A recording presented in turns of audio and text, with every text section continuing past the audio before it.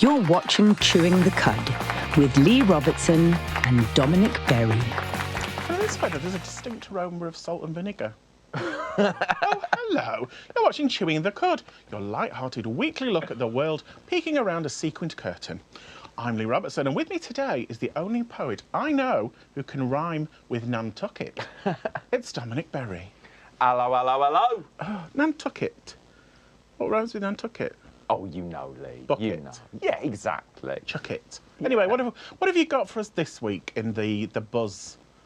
Well, Leigh, I'm glad that you asked. I am bringing you a story about things that you can rub on your body and something which you really should not rub on your body. And we are going to have lots of fun playing a lovely game. Okay. Slightly worried about that. And then Dominic will be slamming us with poetry. That's what the trendy people say. In Spotlight. But on the screen now, you can see our contact details. It's at the Cud TV on your social media. Now, if you want to catch up with previous episodes, you can always binge us on YouTube. Look for Chewing the Cud. You can see the names of people who have reached out and touched our souls going along the bottom of the screen. But now it is time for Leigh in the showbiz.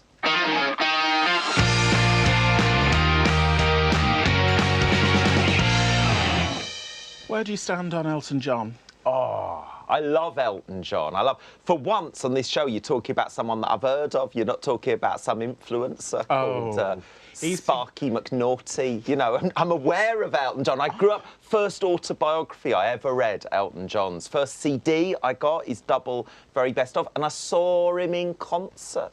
But he's not always pleasant, is he, behaviour-wise? He's not. I don't know. I've never had sex with him, so I don't know. Well, he's not just a singer. He has many fingers in many pies. So I've heard. To say. Yeah. So he's brought out the Elton John eyewear collection. Right. So what they did was they were approached by. This isn't his eyewear collection. There's a selection of his original glasses from over the decades. So That's not him in the middle. Yes, it is. That's when he was a little. Is that not boy. the actor who played him in Rocket Man? No, he was quite attractive when he was very, very young. So what they've done is they've been approached by Specsavers to design a range of sunglasses. So him and his partner, David Furnish, sat down with all his glasses that he has. Did they? Well, that's what they're telling us. Yeah. So he has cabinets and cabinets in his house with all his glasses in them, and each one has a story. So what they did was they kind of chose different ones. This is him with the actual collection. He's got a good wig on. I'm lucky. I'm not impressed by that one. These are all in the collection. So they're things like.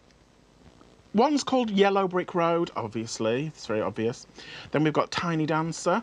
I'm assuming that's a very small pair of glasses. And then Crocodile Rock. So he's named them after his hits. He's not named them. I'm being Mr. Cynical today. Well, Here's the thing, right? Elton John, when he started, he had years and years and years of not having hits, and he was very, very humble. And reading the autobiography, the early days are wonderful. But like, he's just had an album come out recently, and they've done like a documentary. It's something I don't know who it is. It's some country female singer, isn't it? Yeah. Sparky McNasty, the country singer. I don't know her name. I don't know modern people. But like the documentary, it's just him being vile. And we're all meant to be like, oh, isn't he lovely? No, Leigh, no. It's vile. He's not named these glasses. I'm taking it you won't be parting with about 300 quid for a pair of his sunglasses. Nah. No. Well, that's good because I've actually splurged. If you look in your cupboard behind you, there is this one. Yeah. In here. There is a pair. You've got a pair, and I've got a pair. Here, this one. Yeah. Right, okay. Oh, my word. Oh, are these Elton John or are these Leigh originals? No, these are Elton John originals. These are called Blue Balls. Let's pop them on and see what's... Oh, that's beautiful. Leigh, these are very good. It's like he's in the room. Very good. I have Don't Go Breaking My Heart.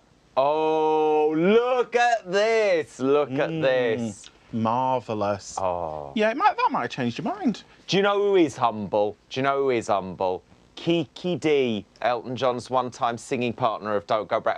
she's wonderful. Is I've she? met her. Have you? I've kissed the face of Kiki D consensually. Oh, I was about to say, was it like a nighttime situation where she woke up and you were just like leering over her?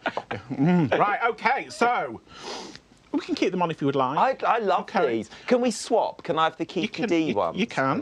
Yeah.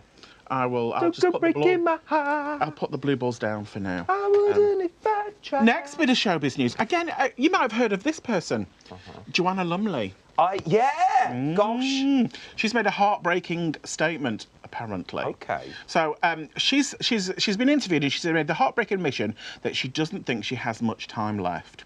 She's not being diagnosed with an illness or anything. It's just that at 79, she doesn't think she's got a huge amount of time left on Earth. I don't know why I'm surprised by that, because she's had such a long and amazing all the different things career.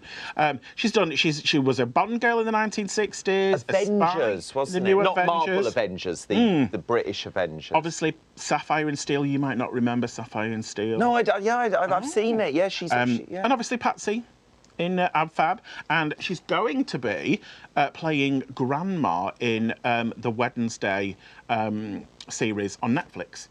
So that's her as Grandmama, and then that's her as Patsy. So basically what she's saying is that as you near the top of the hill, you suddenly think, gosh, there's not a lot of time left. My time must be coming quite soon, and I don't want to have wasted a minute of being in this beautiful planet. I used to panic when I was young, but as I got older, I started to live day to day. When I was 18, I longed to be 30. When I was 30, I longed to be 50. So, yeah, basically, she's kind of like saying, do you know what, I've had a good life. I'm not actually planning on carking it anytime soon, but you never know. Have you stalked Joanna Lumley and touched any part of her body? I've not yet kissed the face of Joanna Lumley. Well, apparently she has this condition where she can't remember people's names. And it's an actual thing. It's called prosopagnosia. And it's where it's called face blindness. Oh. So I have to know who people are in advance because I don't always remember who they are. So she said, I just kiss everybody because that way I can... Oh, my God. Wow. So she has no plans to retire, but she's going to be doing it for as long as she can speak, she said, as long as she can breathe. How fantastic. I went to see... folk singer Leonard Cohen on tour when he was 80, and he was in Manchester, and he was like, I remember when I was last here, I was only a little kid, I was only 60. Oh. And that was a really sobering moment, really made me think. I was like, wow, yeah. Was he wheeled on in a... No. I think a lot of it's luck, isn't it? You can do all the best things to look after your health, to make good choices, and sometimes... None of us are going to live forever. At some point... That's depressing. The Grim Reaper's going to appear and you're gone. But enjoy it while you can. Cheerfully. Cheerful. Last bit of showbiz news. Now, you might not get this one. Danny Minogue. You must know who Danny Minogue is. Oh, of course I do, yeah. But you may not have watched the series that she's been presenting for the past couple of years, I Kissed a Boy, and then the female version, I Kissed a Girl. Okay, no. So basically what they do is they get a group of gay people, put them on an island. Is it an island? Or is it just a nice place in Italy? Italy's not an island. Anyway, that's geography. So they get these young people, and they kind of try and encourage relationships. So the latest series is a thought where 10 single men are matched and meet for the first time with a kiss. So they've never met each other before. They meet at this villa, give each other a kiss. You might like that because you're into kissing people. Without any meeting each other before. These are gays. Kissing each other. Yeah. So season 2, which has just started, has got 11 people in there, including a cheerleading coach, a model, and notably the show's first ever transgender male, which is fantastic. However, there has been a bit of backlash with people kind of saying, well, you've gone for all the usual pretty, young, thin, attractive people. Yeah. Where's the fat, ugly ones? Or the fat, beautiful ones. Or the fat, beautiful ones. Yeah. Where's the ones that perhaps wouldn't get kissed?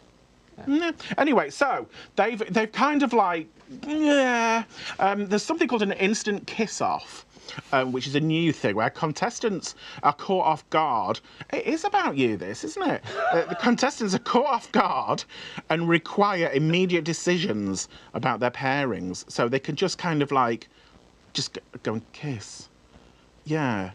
Apparently one of the kiss-offs occurs during a lightning storm, adding to the season's heightened drama. I don't know whether it's an actual lightning storm or whether perhaps it's just Danny Minogue with a torch going turning it on. Well, I've not heard of this before. Of all the various many ways people can humiliate themselves on national television, and I speak as somebody who's who has humiliated who's Channel 4 got me to pull my penis out for them. So yeah, that's speaking as someone who's chosen to do that. This is like on the lower end, isn't it? It's the lower end. It's not as awful as you think. It's not for me. Yeah. But check it out on BBC iPlayer. See what yourself. We may be seeing Dom on I Kissed a Boy at some point in the future. And that is it for this week's Showbiz News. Thanks, Lee. Yeah, I'm up for being on that, kissing all the fat, beautiful people, thin, beautiful people. Everyone's got beauty somewhere, haven't they? Well, stay right there, because coming up after this short break, we get up to date with the unusual side of the news in the buzz.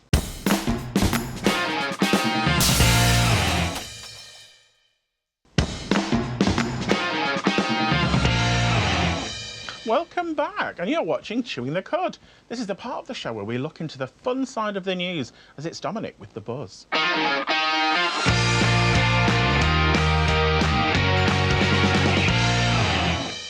Right, throning.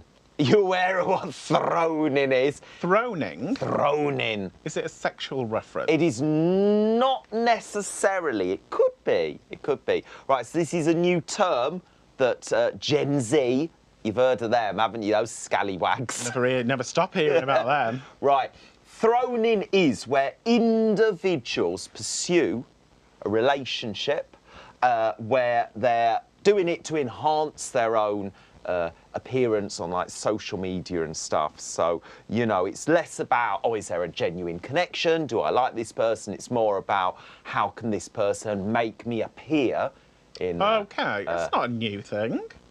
Well, yeah, people are saying it's like the equivalent of the sort of old-fashioned view of gold digging, like going with someone just for their money. But this isn't necessarily about...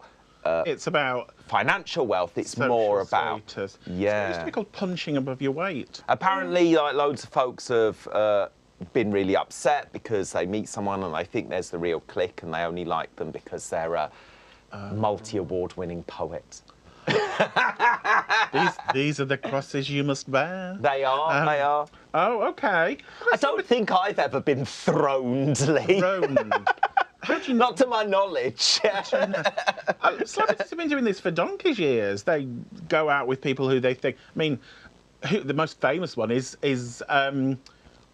Rita Ora. She goes like, oh, I'll go out with him for a little bit. Taylor Swift. She goes through and like... nobody's business. Gosh. So it's, you know. Yeah, but they're not necessarily throning, are they, if they just date more than one person? I think certain celebrities kind of go, right, if I go out with this person, this is going to get me this amount of coverage or attention, and then I'll move on. I'll work my way up the celebrity ladder. I agree with what you said a moment ago. I mean, it's just because all of our lives are so much more visible online that there's a new phrase. I mean, that's like Madonna, isn't it? You know, when Madonna was in the Evita movie playing Ava Peron, you know, it's what Ava Peron did. It's what people have always done, isn't it? Unless you're just a really talented poet who just relies on nothing but their rhymes. Well, where can that person be? Yeah, whatever, Gen Z.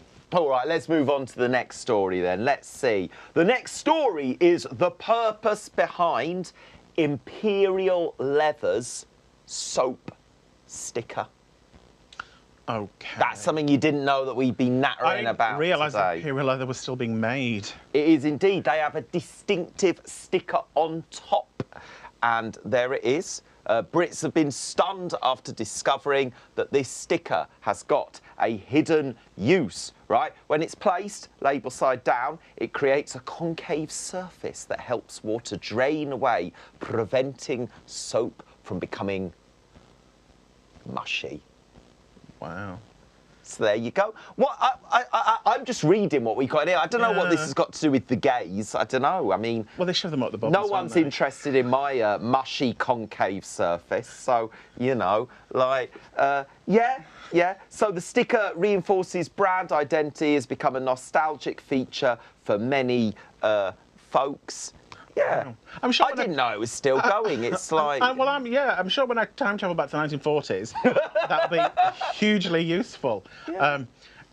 Do people still use bars of soap? I do. Do you? I do. I imagine you're kind of a bespoke vegan product. You have absolutely read me correctly. Yeah. So I go around the vegan festivals performing my poetry. Leeds is coming up. Come see me at Leeds Vegan Festival. That's on the cards. Yeah, and I do try and get stuff because, you know, I'm an independent poet. You know, I'm with a relatively small publisher, and so when you buy stuff from folks like that, as opposed to Imperial Leather, you know, you're supporting someone who's trying to set themselves, trying to be a little bit removed from the rat race. And there's loads of soap making people at the vegan festivals. So yeah, I generally... They make it from the sweat of vegans, don't they? They have little buckets that they collect it in and then mix it all together. Yeah, vegan tears. Vegan tears. Yeah. Wonderful. Well, that was very useful. Yeah. Less plastic, innit? Less plastic rather than using shower gel if you get lovely soap. Yeah. Okay. Get it from a local soap market. And a rope. It's just in. That's very 70s, isn't it? Soap and a rope. Do you remember soap and a rope? I'm aware of its existence, yeah. Just me then. Yeah. Of course, it's not only Leigh's mushy concave in which I'm interested. I'm interested in all beautiful, fat, mushy concaves of all our viewers. I'm linking to the Danny Minogue story about the beautiful fat people, Leigh, doing that. It's called a throwback. Just do about social media quick. Yeah. Send us your photos of your fat, mushy concaves. We'd love to see them on at the Cud TV. That's the one. That takes us to our story of the week, Leigh. The story of the week. Okay. Not story of the week, story of the week. Right. We know that Imperial Leather is pleasant upon the body. Yes. But I'm going to chat about something which is not pleasant on the body, Leigh. Okay. Which people have been doing. And it's not pleasant. It's not healthy. It's not good. It's not good. It's not good for the Gen Z. Okay. I mean, I'm making a presumption that it's Gen Z doing this, Okay, right? what are they putting on themselves? Cooking oil. Okay. Cooking oil. So fry light, yeah? So people have been using this for the purpose of tanning. That's what people are doing as a way of getting their skin to look... crisp up like crackling. Oh, how awful. So the trend echoes past behaviours from the 1970s, highlighting a recurring issue with unsafe tanning methods. You see dermatologists emphasise that such practices are dangerous and can lead to premature ageing and skin cancer. So don't put tanning oil on your mushy concave. Don't stick it up there. You can put tanning oil on your mushy concave, but don't put cooking oil on your mushy concave. Tanning oil we want.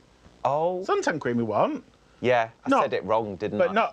But well, probably external use only, one would presume. I would assume. Yeah. Unless you, you know, spread-eagled and get in a bit of sun. What a recurring theme in these stories about the pressures that folks are on. I often think about, like everybody does, about leaving social media altogether. But you know, we are so often, you know, good stuff comes from it. You know, I'm a public speaker. You know, my career, I make connections through being on the Instagram and the Facebook and all that. People literally offer me work through that way. But yeah, you do become more image conscious, don't you? Like, you know, you want to put a photo up, because no one reads words today. You've got to have an image. You've got to have an image if you're doing a social media post. So people do worry about, am I tanned enough? As my, Well, just you know, put a filter on yourself.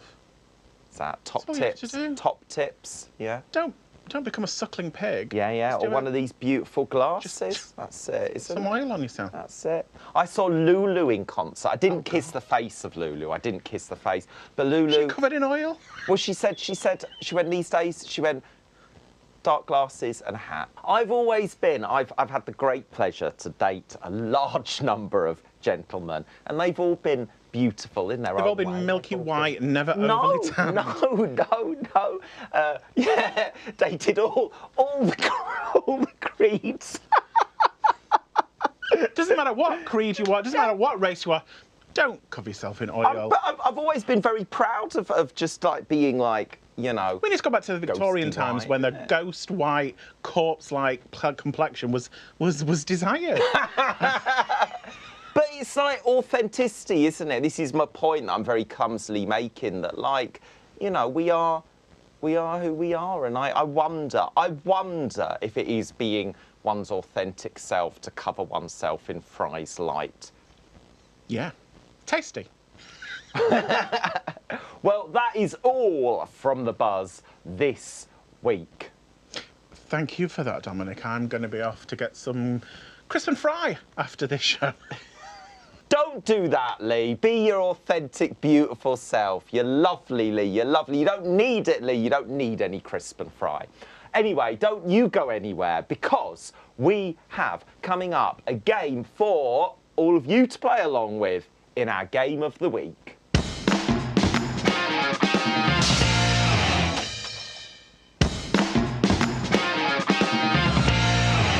Welcome back to Chewing the Cud with me, Leigh Robertson, and Dominic Berry.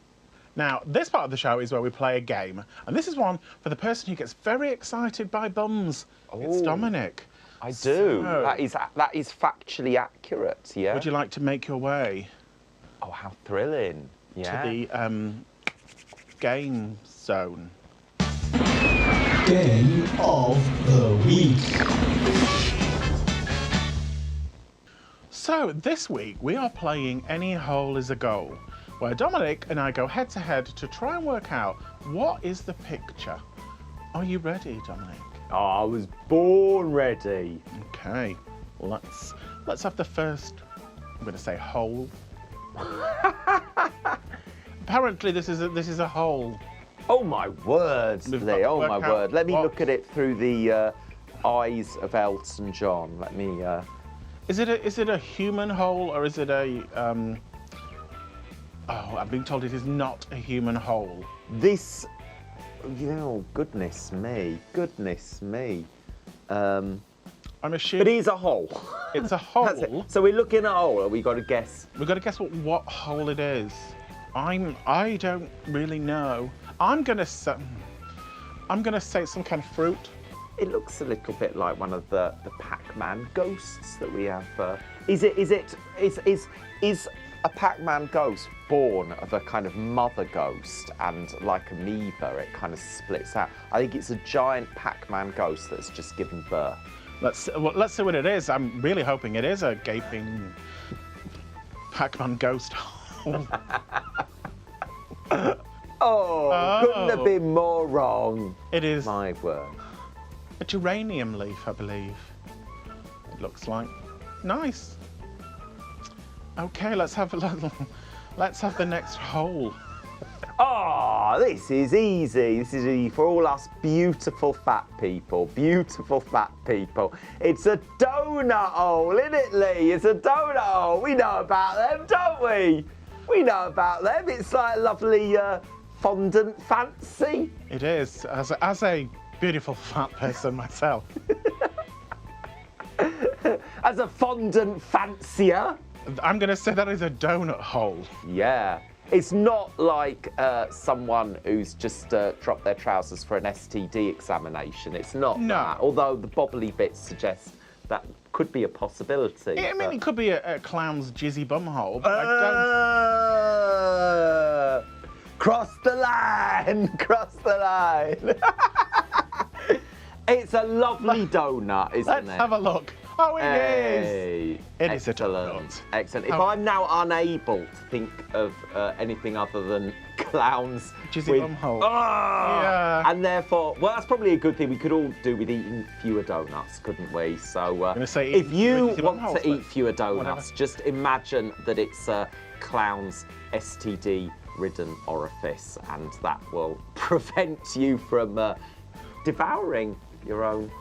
Yes. Do you have the next one, Lee? Let's get the next We both poll. got it, so it's 1-0 to... No, yeah, but 1-1, isn't it? each. 1-1. What's this? I think this is a tear in the fabric of time and space. This looks like something from a Doctor Who episode, isn't it? I think it's a hole in reality. I think it's a hole in the ground, and you're just looking up at the sky.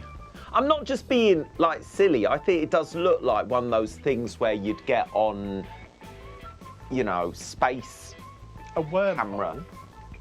Yeah, that kind of thing, yeah. I reckon, yeah, I'm sticking with my answer. Oh, was that right? No. Right, that's Cave water. So water is like not ground. It's closer to the bloody than a bloody wormhole in the Balls. in the sky. false, right? So at least my one was in the air, and that's a hole in the air. Wow. Okay. No, well, neither of us win then. No, all right, I'll go with that. Blurry holes. Like going to the sauna without your contacts in. I don't know what that is. There's that horrible phobia, isn't there, of holes? Can't relate. I think this is another edible hole. I think this is another hole that you could stick your tongue in. That's what I think. Okay. I think it's, which is my personal favourite kind of hole. I think this one, I think it looks like an All Sorts. Do you remember Bertie Oh, Bassett? a Have you ever licorice thought All about Sort? sticking your tongue in Bertie Bassett's hole, Lee? I don't remember that. You're familiar with Bertie I'm Bassett? familiar with Bertie, but I mean, I've never been shagged by him. Yeah. But Everyone has their fetish. We're not into kink shaming in Chewing the Cud. So some people, you know, they have their, you know, their pups or their, you know, BDSM. Where is this going? Bertie Bassett is a genuine kink. I think that this is a hole in Dominic's brain. Yeah. Let's see. Oh no, that's horrible. What? I can't look at that. That's that thing. What? That's Photoshop. That's not real, surely. That's not real. That's horrible. That's That's not that. That's that. Has it gone? No, it hasn't. What? It's off what, Lee? It's off what? You What? make it go away. Has it gone? It's that fear of holes in. There's like. Oh, stop it! Get it? It's not real, is it? That's like Photoshop, surely. Is it? It's gone, Lee. You're But like safe. things like Safe space. like honeycombs. That's creepy. Like random holes in things. That it's a phobia. So But that is a fake image. galleries that are fake. Yeah. Well, it's fine. It's Don't ever Google or go on YouTube and type in skin holes. Oh, horrible. Anyway, shall we get the next? So we're still on traumatising 1-1, aren't we? 1-1. Is that correct? Yeah, 1-1. Yes. Right. This could be the deciding answer, Lee. Let's find out. That is a plug hole. By plug, I don't mean Plug, the character from the Bash Street Kids in the Beano. I don't mean Plug. I thought I was f***ing random with my celebrity references. Plug from the Beano. And to be specific, I think it is a sink plug hole. I don't think it's a bath or bath plug hole. I think it's a plug hole of an unclean sink. Yeah. Someone's I'm going to go with a waste disposal hole. Oh. Yes, Right, okay. please, let's find out. Oh, I think we both were right. Well, no, I'm right, Lee. Well, it's a sinkhole. What are you talking about? It could be. Well, you know. What do you mean a waste disposal? Well, that's what we called them in the 70s, isn't it? That's what you called sinks Yes. in the 70s. Well, if mash things water down. is waste, no, you're going to plug up your pipes if you do that. You're not. Well, it was the 70s. Nobody cared. No. Let's ask the gallery. Does Lee get a point for his incorrect answer, gallery? They're saying we both get a point, Lee. If we oh, shut boo! the f up and move on. Unfair! Boo! Right. Let's have another hole. Oh no! I think I know what this is. I think. Show us a close-up image. Show us a close-up. Let's have another look. I think. I don't know. I don't like. Right, I'll tell you what I was gonna say, but I've changed mine. I was gonna say cheese grater. That's what I was gonna say. Very non-vegan. Oh, you can grate vegan cheese, but I don't know. I think they would be more symmetrically apart if it was a cheese grater. Why are you laughing? What? Look, vegans, you're not Chuckling. allowed to grate your cheese. You can't do that. you don't deserve a grater. You just eat it from the packet.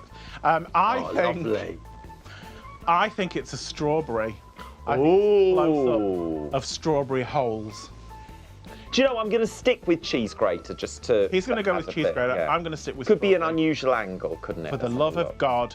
Oh, it's another ham thing!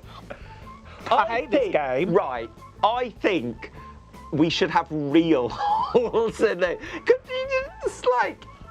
He does it. He's done it on purpose. Is he? Because he knows I don't like Oh, it. poorly. So he's done it on purpose. Poorly. Okay, that's enough whole action for now. But coming up after this short break, we get all up close and personal without even buying him a drink. It's Dominic in Spotlight.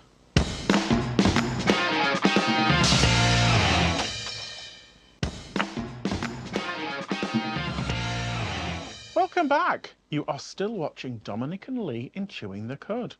Now, Dominic is going to bring us some of his brilliant poetry in Spotlight.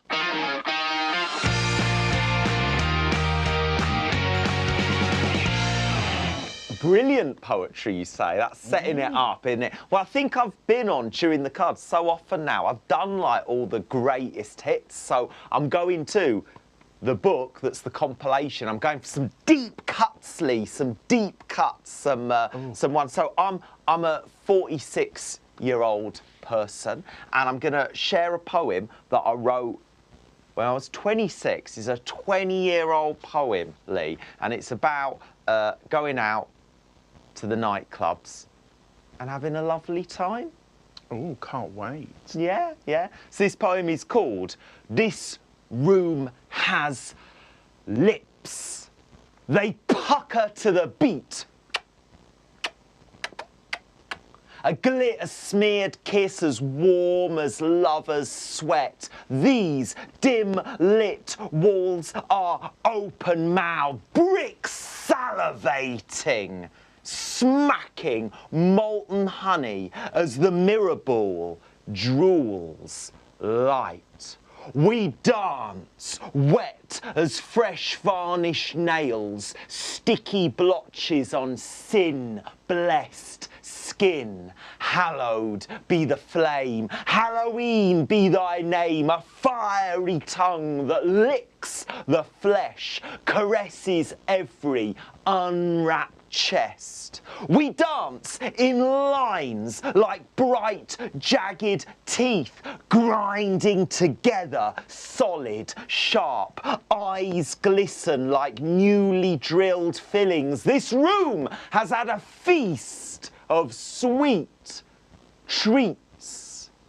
Now it whispers lies with hot, treacherous lips, sweeter than a shared Alco pop. It says, Dominic, morning will not come. I want to be drunk, sucked through a straw, eyes first, absorbed, digested into this room. Don't spit me out. Clamp your jaw hard on my leg. Don't send me home. Grip me here where I feel tasty, where I might have a chance of being swallowed. Wow. That was 26-year-old Dominic wrote that. Wow. I was a bit fruity. I was a bit fruity. Full of juice. Full of juice. that is, yeah, 3 words to describe Dominic in his 20s. Full of juice. Full of juice. Full of juice. Well, that was erotic. So we've been to the nightclub. We've found out that you like it sticky. Let's hear the next one. Oh, with joy, Lee, with joy. So another one from the same time period. I, as a mid-20s gay fella, would try and seduce men with my poetry. So this was very much written in that frame of mind. So again, not said this for probably about 2 decades since I was like performing this poem. How will it feel now? Let's find out. This poem goes like this. You should be naked, tugged, stripped to your radiance. You are raw, stark, pure, electrifying skin, interstellar, moral melting wonder, ultra violent heat. I am your satellite of lust. Rip out clothes and shine. Burn through this vacuum of fabric. Tear those hollows of textile. Free your fire-smacked nudity. Soft, magnetic curves. Your natural beauty is eclipsed by eternal night of denim. Nipples chafe on cold cotton.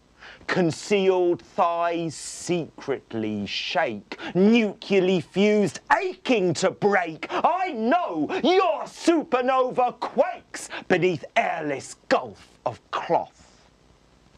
Touch me and body hair prickles upright like tiny bursts of solar flare, trying to penetrate the dark fibre space between us.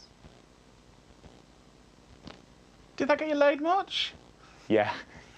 Yeah, it did actually. Yeah, it did. Yeah. I hate it when my nipples get chapped by cotton. It's just one of the worst things ever. Shirtless times then, yeah. When I was at school, there was this kind of concept that poetry was like this really old-fashioned fuddy-duddy thing. And then I moved to Manchester, where I live, and Manchester is full of poets, and they all have it off with each other all the time, and it's lovely. It's really good. I enjoy it heartily. Like a poet orgy? Yeah, yeah, it's great. It's lovely. So, yeah, it was a far cry from how I was told poetry was at school. Hooray! Hooray for free love for all! Hooray, Lee! Hooray! For sexual satellites, or yeah, whatever it was. Yeah. That you said. I mean, I'm 46 now, so, you know, I'm less involved in that kind of scene now. I'm more like, you know. You're only as old as the sexual satellite you stick up your bum. That's going to be the name of my next book, Lee. I want a cut. I want a cut of the money for that. Well, you have one more. Oh, I'd love to. I'd love to. I've shared 2 medium-length ones with you, Lee. I'd like to end with a short, stubby one, if I may. A poetry equivalent of a chode.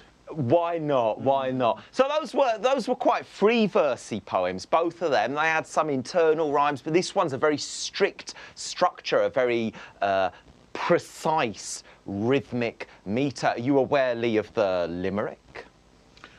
A boy stood on the burning deck. He burnt his bum, oh heck. Is that it? Well, that's 2/5 of a limerick, yeah? That's as much. That's as much as we're getting. That's as much as we're getting. All right, so I've got a 5-line, very strictly composed limerick about me being a vegan, gay poet. Right, and Leigh, I would love it if my vegan, gay limerick made you laugh and chuckle. But if it doesn't, Leigh, I demand at least a groan.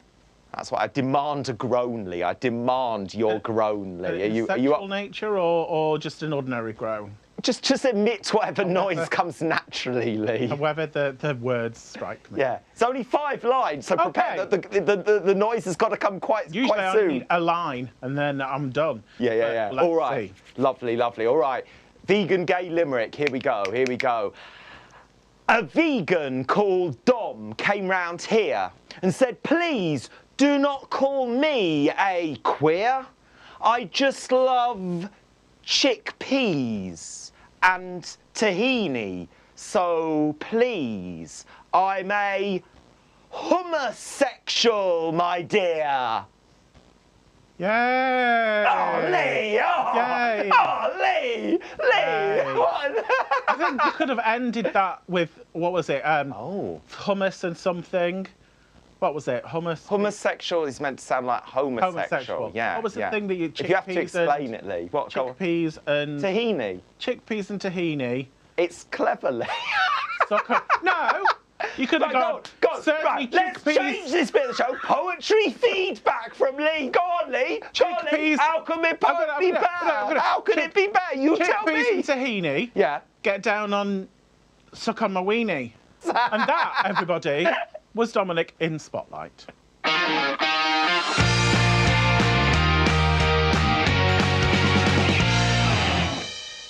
So, if the people at home have connected with those raunchy poems, where can they purchase such a volume? Oh, what a good question. All good bookshops, Leigh, all good bookshops. So, Some bad ones. And some bad ones. There's no such thing, Yeah. You can get them from places like Waterstones or Smith's or any of those places, but do you know what? If you get it direct from the publisher, if you go on the website of Flapjack Press, that's supporting independent traders. That's a nice thing to do, and that's a nice thing. And come see me at one of the vegan festivals where I'll be... Serving cheese. Yeah, maybe. Grating cheese and, soaping me mushy concave. Yeah. Oh, that's a day out, isn't it? That is almost the end of the show. But now, on your screen, you can see our contact details. It is at the Cud TV on all your social media. And if you want to catch up with previous episodes, you can always binge us on YouTube. Look for Chewing the Cud. Thank you for watching, and we'll see you again next week. Bye. Bye.